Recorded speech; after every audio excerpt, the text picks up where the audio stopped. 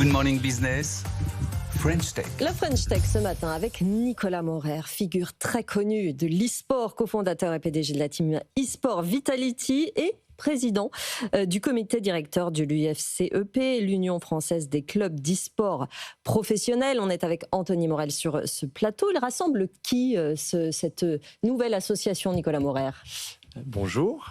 Donc cette nouvelle association rassemble l'essentiel des clubs professionnels d'e-sport français, comme son nom l'indique. Je dis l'essentiel parce que on va continuer à accueillir de nouveaux clubs, voilà, mais ça représente déjà une grande majorité des clubs professionnels. Et donc, par extension aussi, tous les fans de ces clubs, les millions de personnes qui nous suivent, voilà. Il faut rappeler qu'on a une communauté extraordinaire en France, qui est vraiment, alors qui est reconnue dans le monde entier comme étant la communauté de fans la plus puissante de tout pays confondu. On est d'accord? Bah oui, eu égard à notre population, on est incroyable en France. Il y a un engouement populaire pour l'e-sport qui est incroyable, avec des clubs qui fédèrent énormément de fans. On est reconnu partout dans le monde et c'est pour ça, on en parlera peut-être, qu'on a autant d'événements internationaux en France dans l'e-sport. Et alors du coup, ce syndicat, il va servir à quoi concrètement? De quel sujet vous comptez vous emparer là dans les mois qui viennent? Je dirais qu'il y a plusieurs rôles pour cette association, pour ce syndicat. Il y a d'une part un rôle institutionnel, c'est-à-dire d'être reconnu, d'être l'interlocuteur qui représente les clubs, qui est reconnu par les pouvoirs publics. Voilà, ils savent qu'ils viennent nous parler. On sait qu'on peut aller voir dans les différents ministères, voilà, pousser les sujets, et je vais y revenir, pour faire grandir l'e-sport de manière générale. Ça, c'est l'enjeu. On a un sujet plus business qui est comment on parle d'une voix aux éditeurs de jeux, aux organisateurs de tournois, voilà, pour faire valoir les intérêts des clubs. Et puis on a un rôle sociétal sur voilà, quel e-sport on veut promouvoir, quelles valeurs on veut pousser pour l'e-sport en général. Et sur la première question, quel sujet on veut faire avancer, il y en a beaucoup. Mais maintenant qu'on est organisé et structuré, il y a notamment des sujets de fond auxquels on ne pouvait pas vraiment s'attaquer. Je peux citer par exemple la formation des jeunes joueurs. Aujourd'hui, on a vraiment un sujet de joueurs talentueux, très jeunes, qui se révèlent, voilà, qui montrent l'étendue de leur talent et de leur potentiel et qui passent quasiment tout de suite à la case de joueurs professionnels, sans centre de formation, sans structuration. Comme pour le foot, les deux. Il faudrait des centres de formation spécialisés. Alors ça peut être le modèle du football, ça peut être le modèle des académies de tennis. Il y a beaucoup de modèles qui existent dans le sport. Peut-être c'est même un nouveau modèle propre à l'e-sport. Il y a des choses à inventer, mais en tout cas aujourd'hui, c'est bien un sujet qu'on ne peut pas faire avancer tout seul, entre guillemets, par les acteurs privés. On va avoir besoin d'avoir un soutien des pouvoirs publics là-dessus et de construire ensemble. Parce qu'aujourd'hui, enfin, faut expliquer, hein, mais c'est des jeunes joueurs qui sont excellents, mais qui jouent tout seuls chez eux dans un premier temps.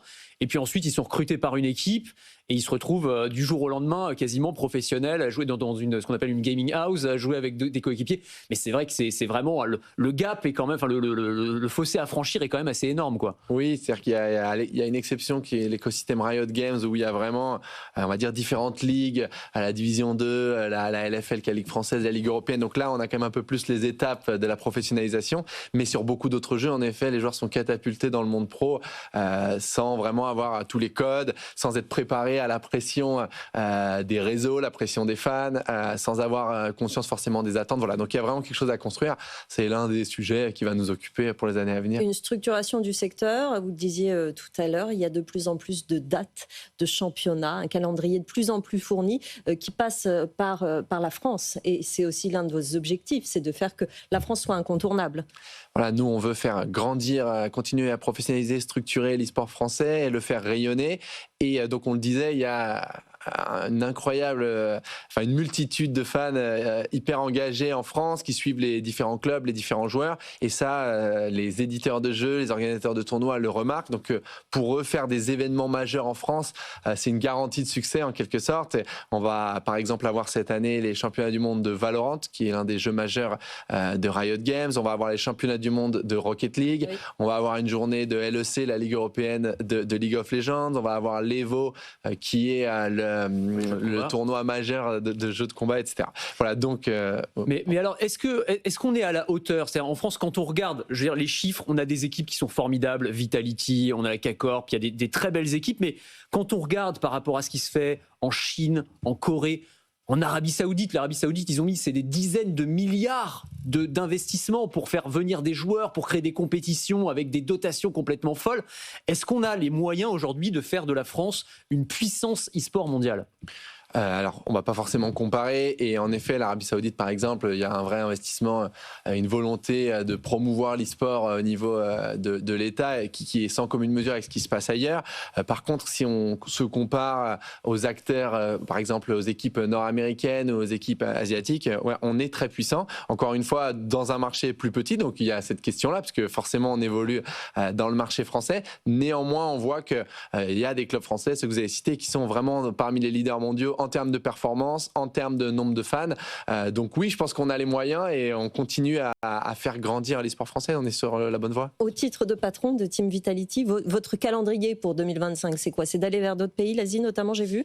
Alors, nous, notre ADN chez Vitality, c'est d'être un leader français qui brille à l'international. Donc, on garde notre marque française, notre ADN et évidemment beaucoup de supporters français. Mais le but, c'est d'être une marque mondiale. Donc, c'est de dominer les scènes e-sport mondiales, ce qu'on fait par exemple sur Counter-Strike ou sur Valorant. Et en effet, d'aller d'une part dans des tournois mondiaux qui se déroulent partout dans le monde et d'autre part aussi d'aller nous développer sur des nouveaux jeux, sur des nouvelles géographies. Par exemple, ce qu'on fait en Indonésie avec notre équipe féminine Mobile Legends, ce qu'on fait en Corée du Sud avec nos joueurs StarCraft ou Tekken. Donc oui, on a une logique aussi d'expansion ciblée sur des marchés qui nous intéressent. Ça ne fait que commencer. Merci Nicolas Maurer d'être venu nous voir, cofondateur PDG de Vitality et président donc de ce comité directeur de l'Union française des clubs d'e-sport professionnels.